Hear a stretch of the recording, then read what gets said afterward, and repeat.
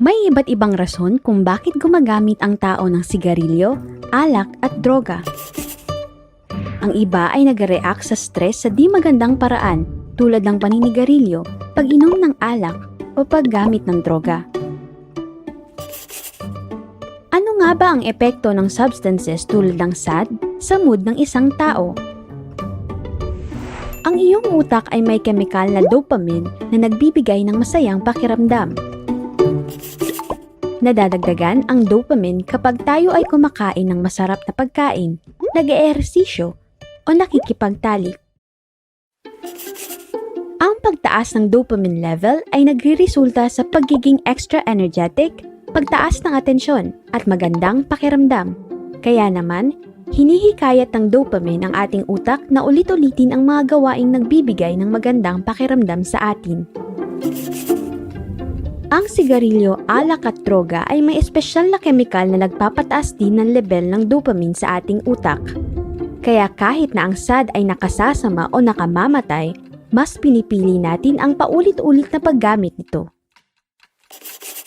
May masamang epekto ang paggamit ng SAD. Ang ilan dito ay ang hindi maayos na pagtulog, pagbaho ng hininga, at hirap sa pag-focus. Ang patuloy na paggamit ng sigarilyo, alak at droga ay nagdudulot ng mas malala at pangmatagalang mga sakit, problema sa kalusugan sa bibig, ngipin at iba pa, sakit sa puso, sakit sa atay, sakit sa kidney o bato, sakit sa baga, paghina ng ating pag-iisip gaya ng hirap sa pag-alala at pag-iisip, problema sa panganganak, pagtaas ng tiyansang maging adik sa mga bawal na gamot, anxiety at paranoia, problema sa relasyon sa pamilya o kakilala, problema sa pera. Ang epekto ng paggamit ng droga ay depende sa tagal at dalas ng paggamit nito. Kapag ikaw ay tumikim o sumubok, di ka naman agad magiging adik.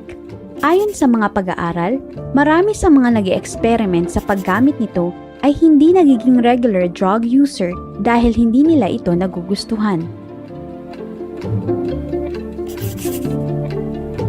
Ang patuloy na paggamit ng sigarilyo, alak at droga ay maaring magdulot ng matinding pinsala sa iba't ibang aspeto ng ating well-being.